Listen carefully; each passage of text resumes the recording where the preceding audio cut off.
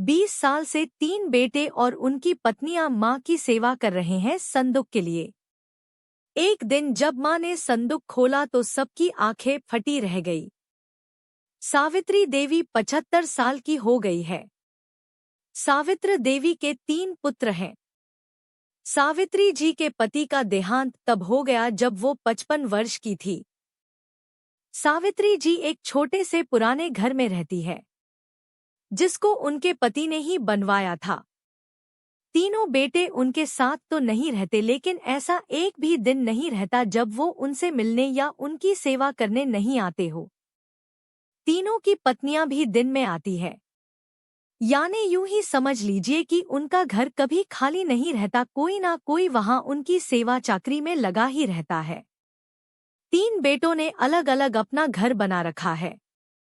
सबकी अपनी personal life भी है और परेशानियां भी है। आदमी चाहे कितना भी बड़ा बन जाए, उनकी परेशानी कम नहीं होती। अमीर से अमीर इंसान को भी यह परेशानी होती है कि वो अमीर कैसे बना रहें।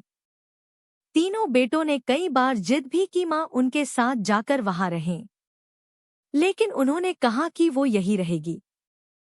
उसी घर में उन्हें और कहीं चैन नहीं आता है। आप ऐसा बिल्कुल मत सोचिए कि यह तीनों बेटे बड़े सुपुत्र हैं, इसलिए यह अपनी मां की सेवा में लगे रहते हैं। तीनों बेटों को उनसे ज्यादा प्यार या लगाव की असली वजह कुछ और है। वजह है उनकी मां का एक बड़ा संदूक, एक बड़ा लड़की का संदूक जिस पर ताला लगा है। यह संदूक इनके जीवन में बहुत अहम भूमिका रखता है। इस संदूक के अंदर क्या है और कितना है, ना तो इन तीनों बेटों को पता है, ना ही इनकी पत्नियों को। बस जब से पिताजी गए हैं, माताजी को इस संदूक की रक्षा करते देखा है, इसलिए इन सभी ने अपने अपने अनुमान लगा रखे हैं। ना ही अनुमान बल्कि इन्होंने तो एक आस लगा रखी है कि इस संदूक के खुलते ही यह क्या क्या करने वाले हैं। सावित्री जी उस संदूक को छोड़कर कभी नहीं जाती, कभी जाती भी तो अपने कमरे में बड़ा ताला लगाकर ही बाहर निकलती। वो सिर्फ थोड़ी देर में ही वापस आ जाती। 3 बेटों और उनकी पत्नी की उस संदूक पर नजर ना जाने कब से है। सबने अपनी तरफ से अपनी अपनी कोशिश भी करके देख ली मां को अपने साथ अपने घर ले जाने की, ताकि मां के साथ उनका संदूक भी वहां से हिल सके। और फिर जाहिर सी बात है, जिसके घर में मां रहेगी उसका संदूक। लेकिन सभी एक दूसरे की काट करते हैं। इसकी कृपा है कि मां के आगे पीछे माँ जी करते ना सिर्फ बेटे बल्कि बहुएं भी चक्कर लगाती रहती है। लेकिन सावित्री जी भी भली भांति अपने बेटों को समझती है। वो जानती है कि उनकी इतनी सेवा क्यों हो रही है। उनकी सेवा उनके संदूक के कारण हो रही है। उन्हें पता है, जिस दिन यह संदूक इनके हाथ आया उस दिन उनका मूल्य कुछ भी ना रह जाएगा। तीनों भाइयों और उनकी पत्नियों में यह बातें है कि माँ के पास ना सिर्फ उनका सोना है बल्कि उनकी सांस का सोना भी इसी संदूक में है। माँ इसलिए इस संदूक की इतनी हिफाजत करती है। सभी अपनी अपनी कहानियां बनाकर बैठे हैं। किसी का दावा है कि उन्होंने संदूक को एक बार उठाकर देखा है, वो बहुत भारी है। माँ के कमरे में इन बहुओं ने कई बार सफाई के बहाने संदूक के पास जाने की कोशिश की, लेकिन माँ जी ने उन्हें बार बार टोका और कहा कि इस संदूक से अभी दूर रहो।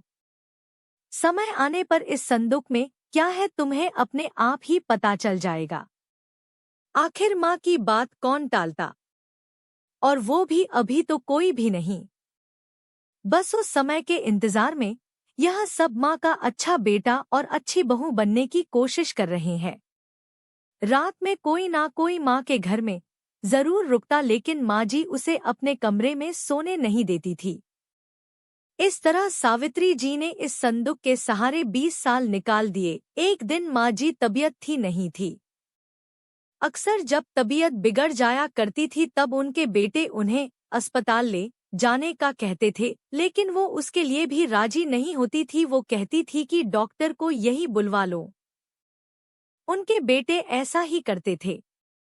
इस बार जब उनकी तबीयत खराब हुई तो डॉक्टर ने कहा कि उन्हें अस्पताल में एडमिट करना ही होगा, वरना उनकी हालत खराब हो सकती है। और फिर उम्र भी बढ़ती जा रही है, आखिर कब तक यह शरीर साथ देगा? डॉक्टर के यह जवाब देने पर तीनों भाइयों को दुहक से ज्यादा उत्साह दिखाई दिया। उनकी पत्नियों की आंखों की चमक साफ दिखाई दे रही थी। सावित्री ने उन्हें कमरे के बाहर ठुस-फुस करते सुना। तीनों इस बात पर चर्चा कर रहे थे कि मां के जाने के बाद संदूक में जो भी है वो आपस में बांटा जाएगा, सबको बराबर बराबर मिलेगा। सावित्री जी ने जब यह सुना तो उनको अंदाजा लग गया कि अब समय हो गया है इन सबको यह बताने का कि आखिर इस संदूक में क्या है। उन्होंने आवाज लगाकर अपने तीनों बेटों और बहू को अंदर बुलाया। सबने आते ही कहा, मां अस्पताल चलते हैं, आप वहां जाकर ही ठीक होगी। मां ने कहा कि पहले वो जान लो जिसके लिए तुम सब इतने सालों से चक्कर लगा रहे हो, उसके बाद तुम्हारी मर्जी। इस संदूक में तुम तीनों के लिए मेरे पास कुछ है जो मैं तुम्हें आज देना चाहती हूँ। मां ने अपने तकिए के नीचे से एक चाबी निकाली और धीरे से खड़ी होकर संदूक को खोलने के लिए नीचे झुकी। वहां खड़े सभी बेटे और बहुओं की धड़कन तेज थी। आज उनके बरसों का इंतजार खत्म हो रहा था। मां ने संदूक खोला। संदूक में 3 अलग अलग कपड़ों में लपेटकर कुछ रखा हुआ था। सबकी आंखें बड़ी आश्चर्य के साथ उस संदूक की ओर ही थी।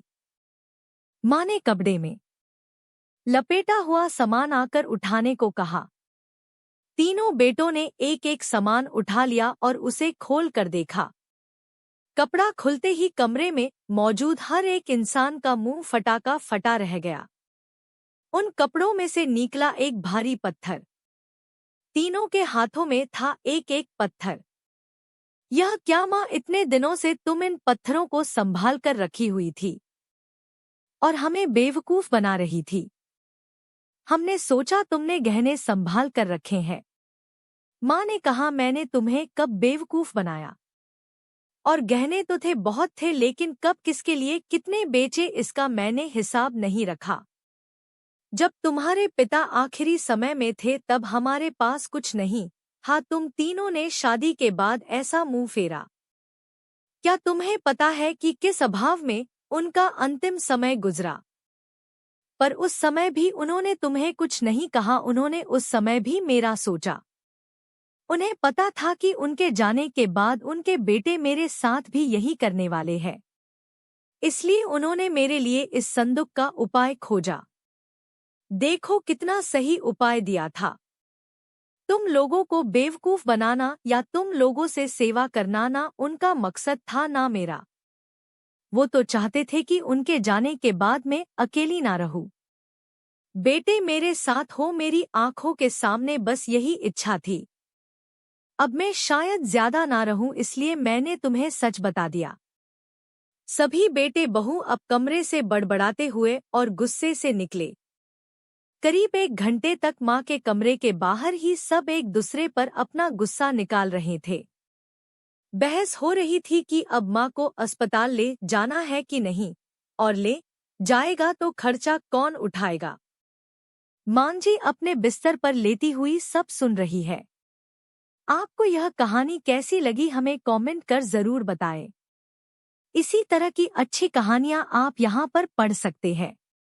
यहाँ उपस्थित शिक्षाप्रद कहानियां आपका मनोरंजन करने के साथ दिशा भी देंगी। तो बने रहिए हमारे साथ और हमारे प्रयास को सफल बनाएं।